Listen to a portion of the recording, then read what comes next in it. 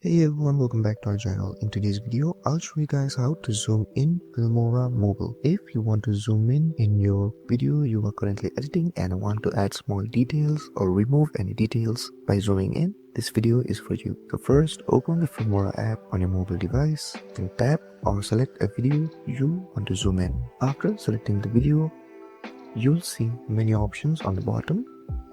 But to zoom in, there is no specific buttons or options. You simply tap on the video you are currently editing and use your index and thumb finger by zooming in and zooming out.